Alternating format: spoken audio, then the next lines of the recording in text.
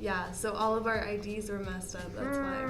Alright, so we learned a lesson. Okay, so if you're having trouble and your motherboard isn't working and you've tried like multiple different ones, you need to set the ID in your controller. So you're gonna go to page 37 and 38.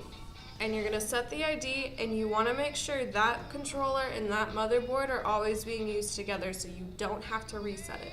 Because that's the problem that we were having in the past couple of videos. Someone took some of our kits. Yeah, our past like 6 videos. So someone took some of our kits and they mixed them up, and our pieces like got all jumbled. So we couldn't use our proper ones that we were using at the very beginning where they would always work.